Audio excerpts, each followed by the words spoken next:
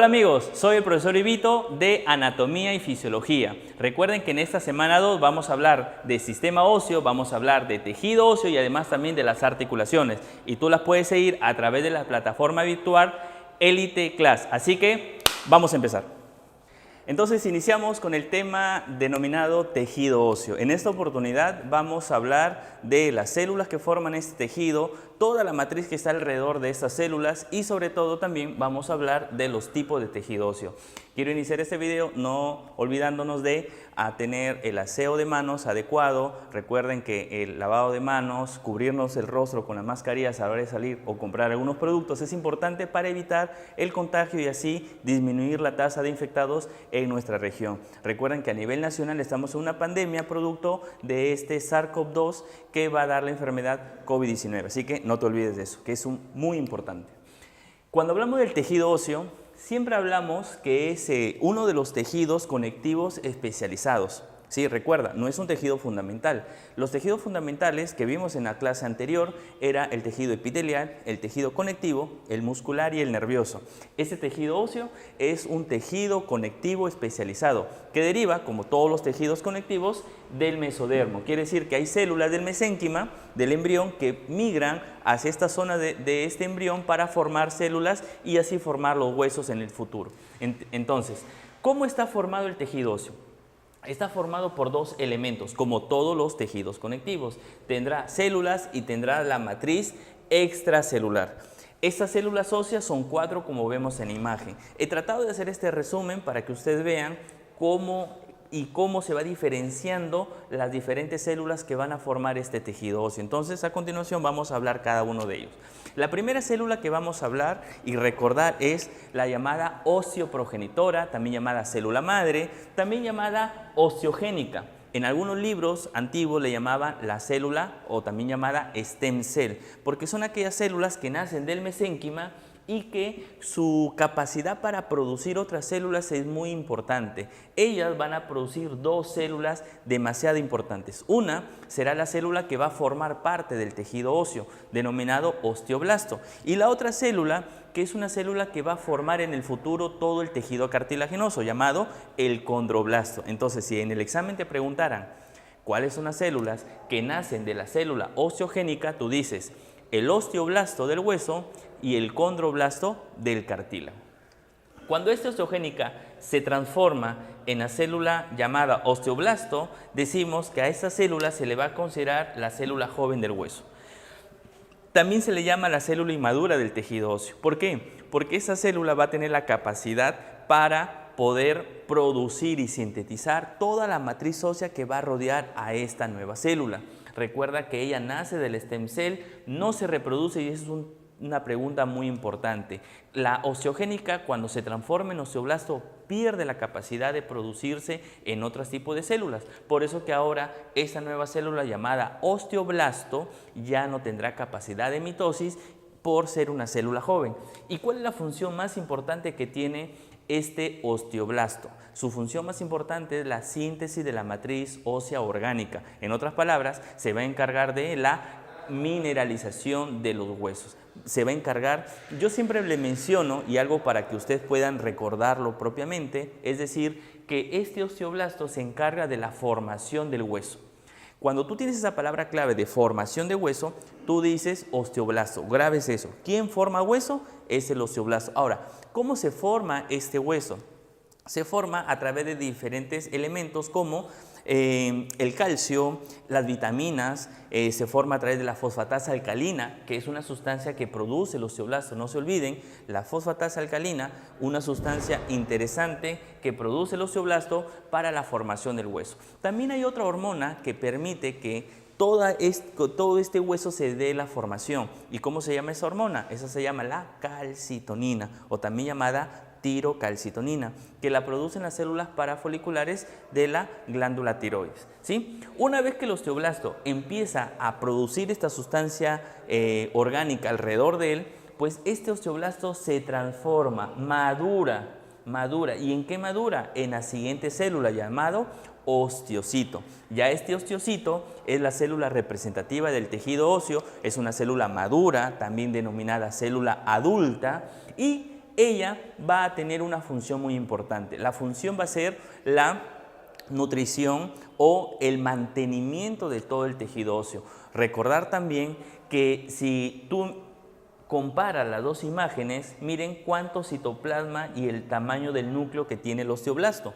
Pero miren ahora el osteocito cómo está alargado, ¿no? Quiere decir que saca prolongaciones de citoplasma para comunicarse con otro osteocito. Recuerden que la cantidad de osteocitos en el hueso no es tan abundante y ellos tienen que estar alargando su citoplasma para poder conectarse, ¿sí? Entonces, interesante esta célula llamada osteocito. Una pregunta recurrente es, ¿en qué lugar del hueso se localizan los osteocitos? Y ahí está la respuesta. La respuesta es en el osteoplasto. No olvidarse que el osteoplasto, o también llamado osteocele, es el espacio, es la laguna ósea donde se localiza un osteocito. ¿Entendido? Pero ya como hemos visto la secuencia de osteogénica a osteoblasto y osteoblasto a osteocito, pues ahí queda la generación de células óseas. ¿Por qué? Porque luego viene la célula llamado osteoclasto. Y si tú eres bien visual al estar observando esto, te das cuenta que osteogénica, osteoblasto y osteocito lo he puesto de un color, mientras que osteoclasto lo he puesto de otro color. ¿Por qué? Porque esa es la diferencia. Quiere decir que este osteoclasto no nace ni del osteocito, ni del osteoblasto, ni de la osteogénica. ¿De dónde nace? Nace de los monocitos de la sangre. Quiere decir que del tejido sanguíneo salen monocitos, sí, salen monocitos, migran hacia el hueso, pero antes de llegar al hueso ellos se fusionan. ¿Sí? ¿Por qué? Porque como monocito propiamente no puede estar en el hueso. Entonces ellos se reúnen de 4, 5, 8 monocitos, se fusionan para formar esa gran célula. Y mira la diferencia de tamaño. Es una célula gigante. Pero mira cuántos núcleos tiene. Tiene muchos núcleos, por eso le llaman célula gigante multinucleada. Ahora, ¿por qué a este osteoclasto le llaman célula gigante multinucleada? Porque nace o resulta de la fusión de muchos monocitos de la sangre. Entonces, cuando ya llega al hueso, automáticamente cambia de nombre y su nombre va a estar en función a la fisiología de esa célula. Por eso que al osteoclasto le llaman el macrófago óseo o el macrófago de los huesos. ¿Por qué?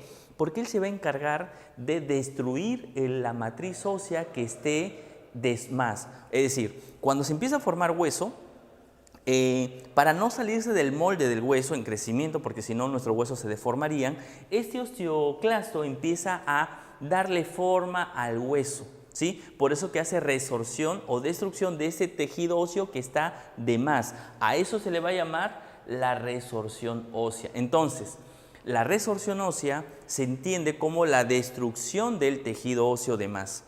Mientras que la síntesis de matriz ósea orgánica era la formación de hueso. Entonces hasta aquí tengo dos comparaciones, el osteoblasto que forma hueso y el osteoclasto que destruye hueso. No se vayan a olvidar de eso. ¿Se acuerdan? El osteoblasto tenía una sustancia llamada fosfatasa alcalina, mientras que el osteoclasto va a tener una sustancia llamada fosfatasa ácida. La hormona que trabaja con el osteoblasto va a ser la tirocalcitonina. Y aquí está la pregunta de examen. El osteoclasto trabaja con una hormona. Esa hormona se denomina PTH. ¿Y qué es la PTH? La famosa paratormona, cuya función va a ser elevar la cantidad de calcio dentro de la sangre. No se vayan a olvidar, la función más importante que tiene la paratormona es el aumento de calcio dentro de la sangre, debido a que ella estimula la resorción ósea. Mientras que el osteoblasto y la tirocalcitonina, su función es disminuir, ¿sí? La tirocalcitonina, aquí lo vamos a poner a un costadito, la tirocalcitonina, su función es disminuir la concentración de calcio en la sangre. Entonces, yo creo que hasta aquí tú habrás leído o habrás revisado algún banco de preguntas donde dicen el término hipercalcemiante u otro término llamado hipocalcemiante. Entonces, ¿qué significa estos dos términos? La palabra hipercalcemiante significa aumento de calcio en sangre y la palabra hipocalcemiante significa disminución de calcio en sangre. Entonces, la pregunta es, ¿cuál de las dos hormonas hace hipercalcemia? Entonces, tú tienes que ubicar la hormona que aumente el calcio en sangre. Y aquí está la respuesta. La paratormona aumenta el calcio en la sangre, por eso que a la paratormona se le conoce como la hormona hipercalcemiante. Mientras que a la tirocalcitonina se le conoce como la hormona hipocalcemiante. ¿Por qué? Porque ella disminuye la concentración de calcio en la sangre, ¿sí? Así que hasta ahí tenemos una comparación muy interesante entre el osteoblasto y el osteoclasto, que es motivo de pregunta de examen. Para terminar con esto de las células, tenemos que recordar otra pregunta de examen también clásica. Te dice, ¿dónde se localizan los macrófagos óseos? O la pregunta es, ¿dónde se localiza o en qué parte del hueso se localiza los osteoclastos? Y la respuesta es las lagunas de Hodge, que es un lugar donde el osteoclasto empieza a dejar su ribete en cepillo, que aquí va a estar toda la sustancia para poder hacer la resorción ósea. No se olviden las preguntas en cuanto a las células del tejido óseo. Entonces, como resumen, tú dices, son 4 células óseas. La osteogénica o célula madre, el osteoblasto, célula joven o también que hace la síntesis de la matriz ósea, el osteocito, ya la célula adulta, la que permite la síntesis de todas las proteínas del hueso, y por último tenemos al osteoclasto, quien hace resorción ósea o destrucción de hueso y se localiza en las lagunas de Hodge. ¿Entendido? Ahora, si hablamos de toda la matriz que está alrededor de esas células, a esa se le van a llamar la matriz ósea. Y hay 2 tipos de matriz óseas, como ustedes pueden observar. Una matriz ósea orgánica y una matriz ósea inorgánica. Ambas van a tener una función muy importante y un porcentaje de abundancia dentro de todo el tejido óseo. ¿Cuánto de abundante o cuánto de representación tiene la matriz ósea orgánica? Pues su abundancia es del 30%, mientras que la matriz ósea inorgánica es del 70%. Pero hay libros que no lo hablan en porcentaje, sino lo hablan en fracciones, o sea, qué parte de toda la matriz ósea es matriz ósea orgánica. Entonces tú dices, la tercera parte de toda la matriz ósea es la orgánica, y las 2/3 partes de la matriz ósea restante será matriz ósea inorgánica. Recuerden que este cuadro comparativo lo vamos a ir de la mano para que se pueda entender este capítulo. ¿Qué más?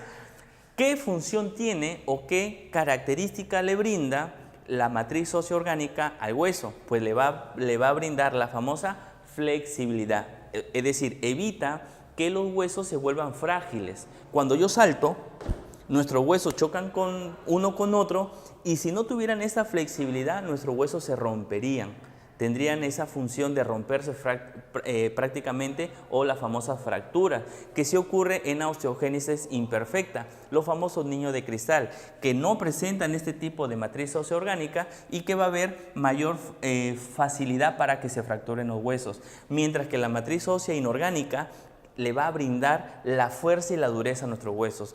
Es verdad que nuestros huesos son fuertes, son duros, pero eso lo da a través de la matriz ósea inorgánica. ¿Y por qué? Porque aquí vamos a encontrar todos los minerales y las sales que tenemos dentro de nuestros huesos. ¿Y cuáles son las sales minerales?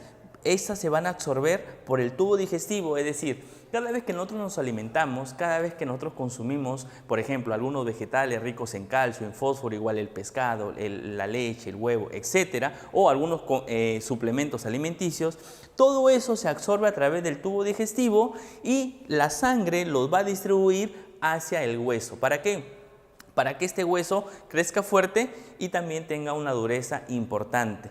Ahora, aquí es importante también mencionar las vitaminas. En este momento debe estar apareciendo una imagen con el resumen de todas las sustancias que tiene el hueso, las hormonas y las vitaminas que sirven para que nosotros podamos desarrollar bien nuestro hueso. Y ojo, le dejamos esta imagen porque es una pregunta de examen.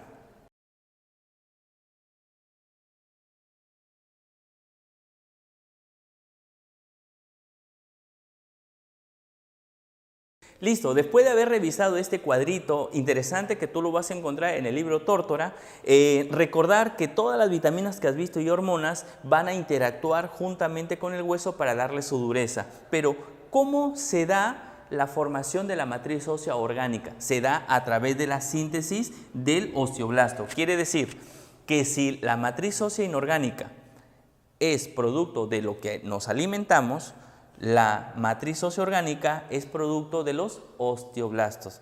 Si nuestra matriz ósea orgánica disminuye, es porque los osteoblastos no están trabajando. Tendríamos que buscar por qué el osteoblasto no está sintetizando matriz ósea orgánica. Pero si nuestra matriz ósea inorgánica empieza a disminuir, por ejemplo, en el caso de la osteoporosis, nosotros tenemos que ver qué pasa con nuestra dieta o qué pasa con nuestras hormonas o vitaminas. Y ahí el médico, a través de la densitometría ósea, podrá analizar cuál es, ¿no? Si es varón, tendremos que ver vitaminas, cuál es su dieta o qué factores de riesgo tiene. Y si es mujer, pues tendremos que ver también hasta la edad de esa mujer, porque muchas de estas patologías asociadas a matriz ósea inorgánica es producto de la posmenopausia. Quiere decir que las hormonas sexuales también son importantes dentro de la síntesis de la matriz ósea inorgánica. ¿Qué elementos forman la matriz ósea orgánica? Pues va a ser el colágeno, que es la proteína más abundante, que tú lo conoces del cuerpo, y además las famosas glucoproteínas. Estas glucoproteínas, que son prácticamente grupo de carbohidratos asociado a proteínas, vamos a tener ahí el condroitin sulfato, el heparan sulfato, el diarmatan sulfato y también otras sustancias asociadas al ácido hialurónico. No te olvides que es pregunta de examen. Y por último tenemos los elementos que forman la matriz ósea inorgánica, y aquí vamos a tener las sales minerales. Todas las sales minerales son 3 según el libro Tórtora, los más importantes. El fosfato de calcio, que representa el 85%, y con eso se da que es la sal mineral más abundante de nuestros huesos. El segundo en ese porcentaje es el carbonato de calcio con el 10%. Y por último, el hidróxido de calcio con el 5%. Ahora, ¿qué ocurre? Tanto el hidróxido de calcio, el carbonato de calcio y el fosfato de calcio, que no te olvides que es la sal más abundante con el 85%, todos estos precipitan dentro del hueso. Y al precipitar van a formar unas sales o unos cristales de sales minerales. ¿Cómo se le llama a estos cristales? Se le llama los cristales de hidroxiapatita.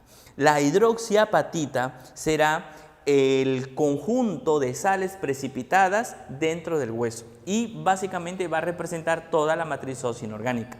¿Cuál es la fórmula química de esta hidroxiapatita? Pues va a contener 3 elementos. Contiene calcio, contiene el grupo fosfato y el radical OH. ¿Cuál es el porcentaje de moléculas dentro de este compuesto? Pues vamos a recordar que existen 10 moléculas de calcio. Pero aquí es una fórmula bien sencilla de aprender. Mira, tú tienes 10 de calcio. 10 menos 4, ¿cuánto es? 10 menos 4 es 6. Entonces tú le pones 6 aquí. Entonces, ¿cuántas moléculas de fosfato hay? Hay 6. Y ahora hace lo mismo. 6 menos 4, ¿cuánto es? Es 2, ¿verdad? Entonces, tú le vas a poner el número 2 aquí en el radical OH. Entonces, ¿cuántas moléculas de calcio? 10. ¿Cuántas moléculas de fosfato? 6. ¿Y cuántas moléculas de OH? 2. Y esa es la fórmula correcta de la hidroxiapatita. Entonces, hasta aquí hemos avanzado con el segundo punto de la clase denominado matriz ósea. Recordar que la matriz ósea son 2. Una es la orgánica, la otra es la inorgánica. La orgánica le da la flexibilidad, mientras que la inorgánica le da la dureza. Esta inorgánica es producto de la dieta, de todo lo que comemos, mientras que la orgánica es producto del osteoblasto. Recordar también que la orgánica le va a dar un componente muy importante como el colágeno, mientras que la inorgánica básicamente está formada por la hidroxiapatita. Y pasamos ya a los tipos de tejido óseo.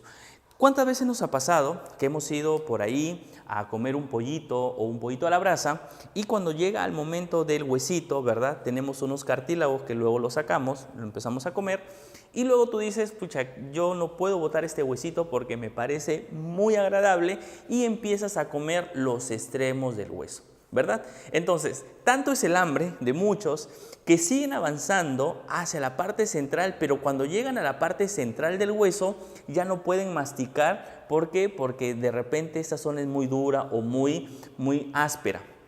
Es ahí donde se descubren los dos tipos de tejido óseo, que en comparación con el hueso del humano también es igual.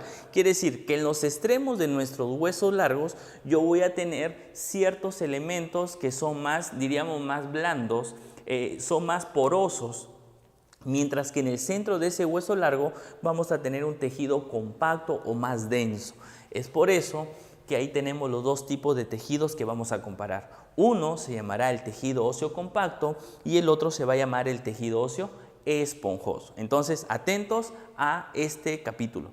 El tejido óseo compacto, también llamado denso, ¿verdad?, se ubica en las diáfisis de los huesos largos y también en las placas óseas de los huesos planos.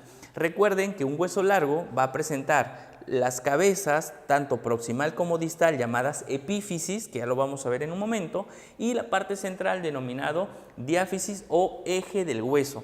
En esta diáfisis tenemos tejido óseo compacto, por eso que a la hora que yo muerdo mi huesito, en la parte central es más duro, porque tiene tejido óseo compacto. Ahora, ¿qué almacena? Pues cuando nosotros cortamos un hueso largo en la mitad, vamos a encontrar en su interior una médula, la famosa médula ósea amarilla, que no es nada más que el tejido adiposo que se almacena dentro de este hueso. ¿Sí? No se vayan a olvidar de eso. Ahora, ¿cuál es la unidad estructural de este tejido óseo compacto? Pues su unidad va a ser la conocida universalmente llamada osteona, también llamado osteón o simplemente el sistema de Havers. En este sistema de Havers, que es una pregunta recurrente también, preguntan cuáles son los elementos que forman el sistema de Havers. Entonces tú dices, el sistema de Havers está formado por el conducto de Havers, el conducto de Volkmann, los canalículos calcóforos, los osteocitos, recuerda, en sus prolongaciones para comunicarse entre ellos, la línea de von Ebner y las famosas láminas concéntricas. Estas láminas concéntricas, sumado a esos 5 elementos, forman lo que le vamos a llamar el sistema de Havers. De todo eso, una pregunta crucial es, ¿cuáles son los conductos verticales? Y los conductos verticales será el conducto de Havers. Otra pregunta es, ¿cuáles son los conductos oblicuos o comunicantes por donde pasan los vasos periósticos? La respuesta sería el conducto de Volkmann. Y otro elemento importante es, ¿quiénes representan los puentes de comunicación entre osteocito y osteocito? Y la respuesta será los canalículos calcóforos. Es más, para la mejor didáctica, en este momento también debe estar apareciendo una imagen donde vamos a ver todo lo que es el sistema de Havers. Ahí vas a ver los osteocitos. En este momento debes estar viendo ya los conductos de Havers, los conductos comunicantes de Volkmann, etcétera, etcétera. Recuerda que todas las imágenes que estamos viendo las basamos en el libro Tortor, edición 13, y además también en el libro Netter.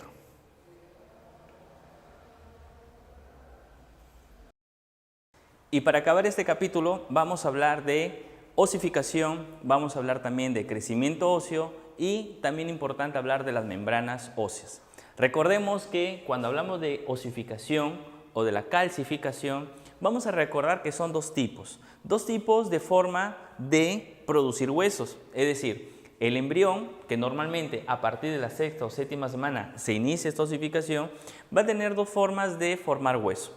La primera forma va a ser la osificación endocondral, que es la osificación, diríamos, más abundante, más común dentro de nuestro esqueleto fetal y se da también llamada cartilaginosa o indirecta. Ahora, ¿por qué le llaman cartilaginosa o por qué le llaman indirecta? Porque a través de un molde de cartílago hialino se va a formar el hueso. Además, le llaman indirecta porque primero hay un molde de cartílago, después este molde de cartílago, las células de este molde, que son los condrocitos, desaparecen porque se mueren por apoptosis y luego invade el osteoblasto, ¿sí? Invade el espacio dejado por el condrocito y así empieza a formar hueso de una forma indirecta. ¿Entendido? Ahora, esta forma indirecta va a tener 6 fases. ¿Cuáles son las fases que tiene la famosa osificación endocondral? Ojo que es una pregunta muy avanzada en los exámenes de admisión cuando viene o anatomía o biología. Y decimos que la primera fase para la osificación endocondral es la formación del molde cartílago hialino. Es decir, primero se tiene que desarrollar el molde de cartílago hialino. Después de ese desarrollo, tiene que crecer ese molde de cartílago hialino, para que la tercera fase sea la aparición o desarrollo del centro de osificación primario. ¿Cuál es el nombre del centro de osificación primario? Se llama diáfisis. La diáfisis se considera el centro de osificación primario y luego de eso se desarrolla la cavidad medular. ¿Qué es la cavidad medular? Es el espacio dentro de un hueso largo donde va a haber una médula, por eso le llaman cavidad medular. En la quinta fase vamos a tener que se desarrolla el centro de osificación secundario. ¿Cuál es el nombre del centro de osificación secundario? Se llama epífisis. La epífisis entonces considerado el centro de osificación secundario. Y por último se va a desarrollar el cartílago articular junto con la metáfisis, que para nosotros también va a ser considerado el centro de osificación terciario. Entonces, hasta aquí, si tú sigues la secuencia, tenemos la diáfisis como centro de osificación primario, la epífisis como centro de osificación secundario, la metáfisis como centro de osificación terciario y el periósteo, que ya lo vamos a ver en un momento, sería el centro de osificación cuaternario. Entonces, 4 puntos de osificación tenemos: el primero diáfisis, el segundo epífisis, el tercero metáfisis y el cuarto el periósteo. Gracias a estos centros de osificación el hueso va a crecer tanto en longitud como en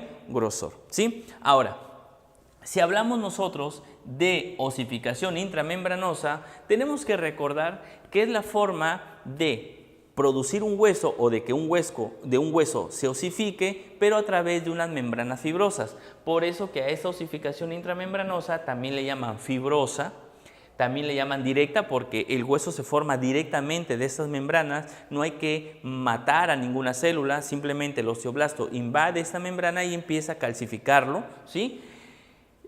¿Qué elementos o qué huesos de nuestro cuerpo se forman a través de la osificación intramembranosa? Como ustedes pueden observar en imagen, se da a través de los huesos planos del cráneo, ¿no? Para la formación de las fontanelas. Recuerden que las fontanelas es parte del hueso muy importante. Podemos tener como resumen que para formar un hueso a través de la osificación intramembranosa son 4 fases. La primera fase es el desarrollo de la osificación central. Quiere decir que de esa membrana fibrosa se viene un punto donde invaden los osteoblastos y a partir de ese punto central los osteoblastos empiezan a expandirse periféricamente. Por eso que se desarrolla una osificación central. Segundo punto, una vez que los osteoblastos ya están en toda la membrana ósea, ahora sí, ¿qué hacen? Empiezan a absorber calcio. ¿Para qué? Para que inicie la calcificación, que sería la segunda fase. En la tercera fase, conforme ya se está dando la osificación tanto en la parte externa como interna del hueso, estos se van a juntar en el medio formando unos espacios llamados trabéculas. Por eso que la tercera fase se llama formación de trabéculas o espículas dentro del hueso. Y por último, ya una vez que el hueso está formado, vendrán los vasos periósticos junto con el periósteo para cubrirlo y darle vida a este hueso. Por eso que la última fase va a ser la formación del periósteo para la cubierta de todo este hueso. Entonces, como hemos evidenciado, 2 formas de sintetizar y de osificar a los huesos. Uno, endocondral, que representa a todos los huesos largos y cortos. Huesos largos como el fémur, el húmero, la tibia, el cúbito y el peroné, y etcétera, las falanges, etcétera. Y huesos cortos como los huesos del carpo, sí, esos que están en la muñeca, y los huesos del tarso, esos que están en el tobillo y el pie. Y además, la osificación intramembranosa, que resume a los huesos planos del cráneo. Mira, hay un dato muy interesante. Todos los huesos que terminen en al, mira, es un dato rebuscado, todos los huesos que terminen en al son planos y son derivados de la osificación intramembranosa. Por ejemplo, mencióname un hueso que termine en al. Temporal, parietal, occipital, frontal, hueso nasal, hueso coxal, ¿sí? Entonces, esos huesos que terminan en al, es una mnemotecnia, son huesos planos. Entenderás que los huesos planos del cráneo, los huesos planos de la cara, todos, cigomático, el unguis, el malar, el maxilar superior, maxilar inferior, el vómer, son huesos que nacen de la osificación intramembranosa. Además, 3 huesos, el coxal de la cadera, el hueso esternón y el hueso llamado clavícula. la clavícula como el primer hueso en osificarse y el esternón como el último en osificarse. Y aquí siempre yo aclaro algo. Según Tórtora de Erickson, edición 13, menciona que el esternón es uno de los primeros en osificarse, pero el último en osificarse. ¿Por qué? ¿Por qué el último de terminar de osificarse? Porque sí es verdad que hay una porción final del esternón llamada apófisis sifoides. Algunas personas o algunos anatomistas consideran una parte accesoria del esternón, pero Tórtora lo considera parte del esternón. Es decir, si la parte final del esternón es la apófisis sifoides y esta se osifica entre los 25 y 40 años, esa es la razón por la cual el esternón se considera el último hueso en osificarse y se osifica hasta los 25 o hasta los 40 años según los estudios de investigación. Así que ya tienes el dato. Primer hueso en osificarse la clavícula y en el último es el esternón. ¿Quién lo dice? Lo dice el libro Tórtora, que es base de las preguntas de exámenes a nivel preuniversitario. Sí, entonces, ya hemos revisado la osificación, ahora terminamos hablando de cómo es que crecen los huesos y cuáles son las membranas que envuelven a estos huesos. La forma de crecimiento óseo son de dos tipos. Existe un crecimiento en longitud y existe un crecimiento en diámetro. Al crecimiento en longitud también le llaman intersticial y al crecimiento en diámetro o en grosor también le llaman por aposición. ¿Y qué significa eso? Que cuando el hueso empieza a crecer lo hace a través de la metáfisis y esta metáfisis también llamado placa epifisaria, también llamado cartílago de crecimiento, ¿cierto? O disco de crecimiento, va a presentar zonas que va desde la epífisis hasta la diáfisis. A ver, voy a aclarar esto en este dibujo. ¿Cómo se le llama a este extremo? A este extremo se le llama epífisis. A este extremo se le llama epífisis, ¿sí? Este extremo. Hay una epífisis proximal y entenderemos que hay una epífisis distal. Todo este grosor, todo este grueso del hueso se le llama diáfisis. Todo este largo del hueso, el eje o el cuerpo del hueso, se le llama diáfisis. Pero entre la epífisis y la diáfisis existe una porción llamada metáfisis que para nuestro esquema rudimentario estaría aquí. Toda esta zona roja que estoy tratando de subrayar se denomina metáfisis. Entonces, ¿cómo la metáfisis crece en relación a la epífisis y a la diáfisis? En ese sentido, va desde la epífisis hacia ¿dónde? Hacia la diáfisis. Mirémonos en el hueso. ¿Cómo sería el crecimiento? Sería así. Desde esta zona denominado cartílago inactivo, pasando a esta zona denominado cartílago proliferativo, llegando a la tercera zona denominado cartílago hipertrófico y por último llegando al borde de la diáfisis denominado cartílago calcificado. Es por eso que mencionamos que primero va el cartílago inactivo, después viene el proliferativo, el hipertrófico y finalmente el calcificado. Hay preguntas de exámenes que te dicen, ordene la zona de la metáfisis de la epífisis a la diáfisis. ¿La respuesta cuál sería? Sería cartílago inactivo, cartílago proliferativo, cartílago hipertrófico y el cartílago calcificado. Pero ahora si la pregunta fuera, ordene la zona de la metáfisis de la diáfisis a la epífisis. La respuesta sería cartílago calcificado, cartílago hipertrófico, cartílago proliferativo y el cartílago en reposo o inactivo.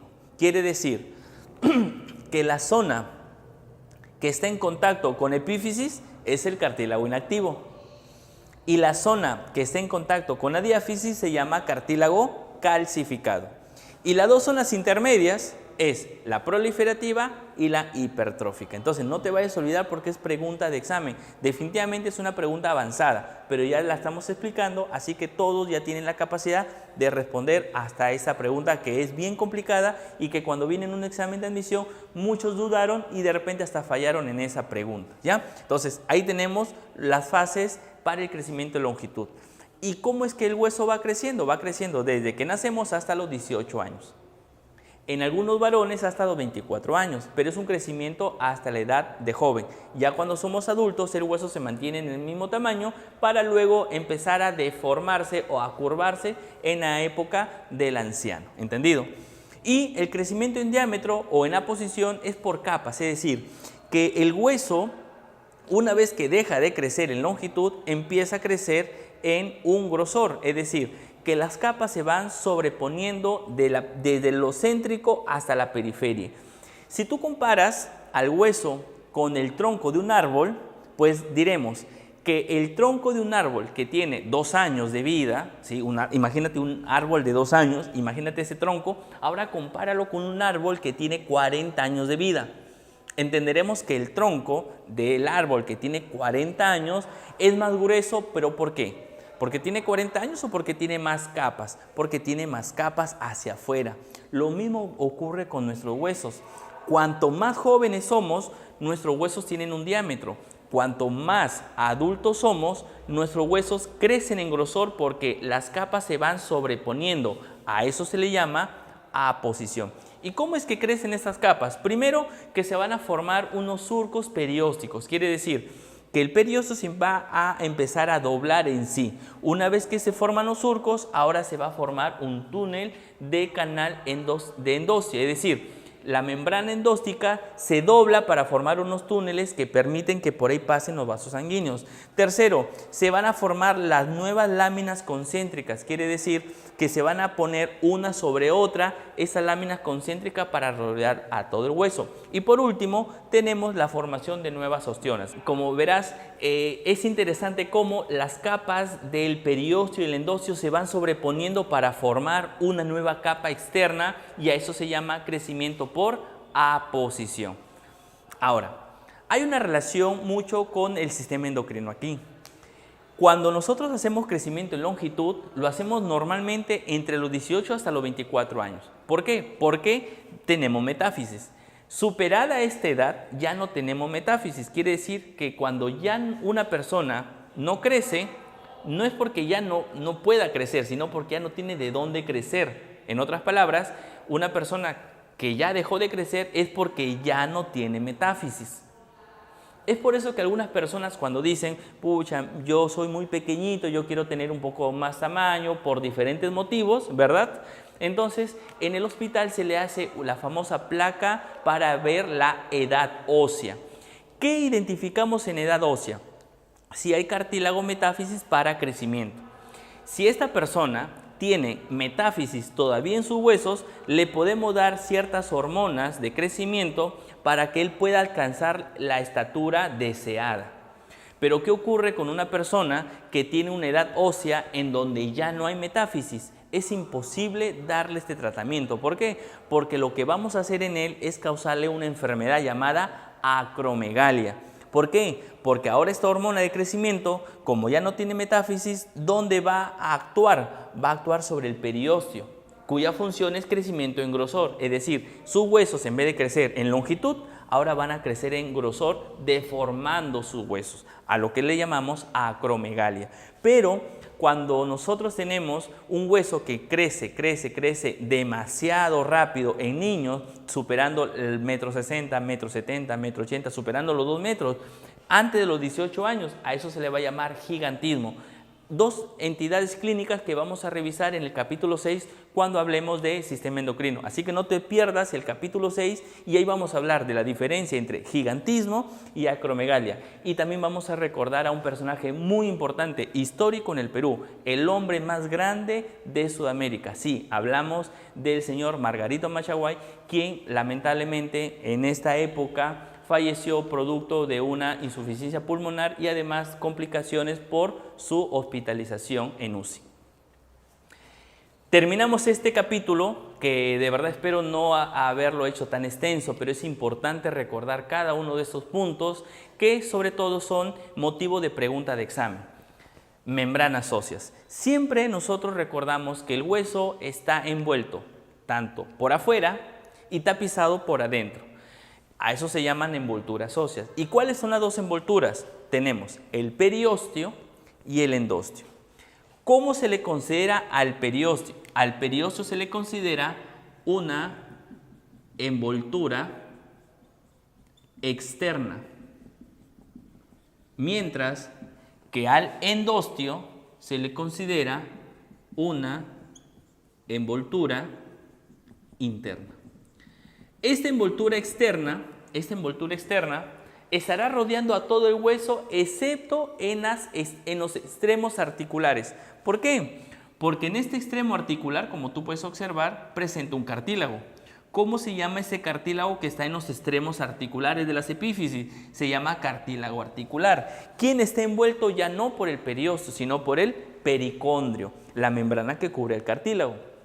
Ahora, es importante recordar esto, que cuando, miren acá la entidad clínica, que cuando este cartílago articular, por el uso, es decir, por mucho trajín y de repente no había un sustento alimenticio, este cartílago empieza a desgastarse, ¿verdad? Entonces, al desgastarse, empieza a dejar libre el hueso. Miren, libre el hueso.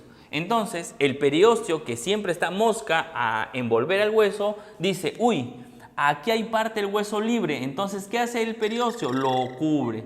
Y así, conforme va abandonando el cartílago, el periósteo empieza a envolver esa zona del hueso que ya no tenía cartílago. Miren, aquí lo envuelve. Pero sin darse cuenta el periósteo, empieza a meterse dentro de la articulación. Por algo le llaman cartílago articular.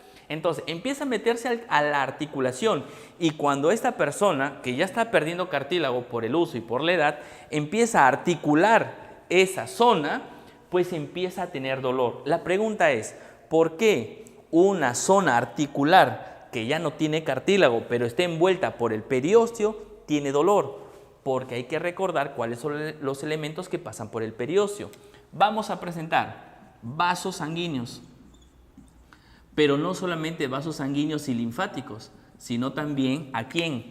A los nervios. Estos nervios se meten a la articulación, y cuando la persona choca hueso con hueso y el periósteo de un hueso choca con el otro periósteo del hueso, genera un dolor. A eso se llaman las famosas artralgias, que son dolores articulares, producto del desgaste del cartílago y de la invasión del periósteo. Entonces, ¿qué hacer? Lo que normalmente se hace es darle tratamiento analgésico para esa articulación, pero también se le da un suplemento alimenticio que va a permitir la reconstrucción de ese cartílago articular. Entonces, cuando este cartílago se va a empezar a reconstruir, ¿qué hace? Empieza a botar el periósteo y él empieza a producirse. Empieza a producirse el cartílago, nuevo cartílago, empieza a botar al periósteo sacándolo de la articulación. Entonces, lo bota el cartílago, mira, lo bota el cartílago al periósteo, y aquí se empieza a formar nuevo cartílago articular. Y es así como normalmente el anciano dice, doctor, ya no me duele mucho esa articulación, pero a través de un tratamiento continuo, mínimo 3 meses, máximo 6 meses, o también dependiendo de la gravedad y de la complejidad de este dolor o este problema articular. Así que hay que tener bastante cuidado. El tratamiento no solamente calmar el dolor, sino buscar la causa, y en este caso es el desgaste de cartílago. Le doy un alimento o un suplemento para reconstruir cartílago, y con eso y empiezo a solucionar. Entonces, ya sabes, si tú tienes un abuelito en la casa con dolores articulares, no solamente le des analgésico, llévalo al médico para que le haga una evaluación general y se le puede dar su suplemento alimenticio. También tengo que recordar algo muy importante en esta clase: no a la automedicación. Yo sé que en esta época del COVID-19 mucha gente sale a hablar sobre medicamentos, etcétera, etcétera, pero recuerden que ninguno de estos medicamentos, ninguno, está demostrado científicamente en su tratamiento en humanos para el enfrentar a este COVID-19. Así que tampoco te automediques, no vayas a las farmacias a comprar medicamentos que otras personas están recomendando, porque ninguna de estas están aprobadas por un estudio científico, diríamos, muy confiable. Por eso que mejor, si tienes alguna duda, alguna consulta, acude a un médico a través de las videollamadas o a través de las famosas teleconsultas, para que este médico te dé una indicación sobre la patología del COVID-19 u otras patologías crónicas de las personas. Así que no te olvides, dile no a la automedicación. Finalmente, este periósteo, además de nervios y vasos sanguíneos, también va a permitir dos cosas. ¿Qué permite? Permite la reparación de las famosas fracturas. Las fracturas, tanto fracturas en cominuta, fracturas en tallo verde, fracturas de coles, de pot, las fracturas también impactadas, la fractura abierta, todos los tipos de fracturas que tú puedes leer del tórtora, también lo repara el periósteo. Y también una pregunta de examen, que ya lo habíamos visto, permite el crecimiento, ¿cierto? En diámetro o en grosor. No te vayas a olvidar de ese dato. Ahora, el endosio por su parte, como ustedes verán, es una imagen donde hemos cortado el huesito y estamos por dentro en el canal medular. En ese canal medular vamos a tener una membrana que lo envuelve internamente. A esa membrana se le llama endosio. Y este endosio va a tener la función de revestir internamente el hueso. ¿Y qué partes reviste? Reviste la cavidad medular del hueso, reviste el sistema de Havers, todo el sistema de Havers, ¿sí? Y además del sistema de Havers, también a los canalículos calcóforos. Listo. Entonces ahí tenemos a todos los elementos y envolturas que le van a dar forma y le van a revestir al hueso, tanto por fuera como periósteo, como por dentro, llamado endosio. Entonces, amigos, espero que haya quedado claro este tema. El tejido óseo es muy bonito. Recuerden también que en este momento debe estar apareciendo una imagen donde vamos a ver todas las diferentes superficies y correlaciones anatómicas de los huesos. Por ejemplo, qué es un cóndilo, qué es una cabeza, qué es una apófisis, qué es una ranura. Todas las, diríamos, accidentes articulares y óseos lo vamos a ver. Y recuerda que siempre el libro base para nosotros es el libro Tórtora edición 13.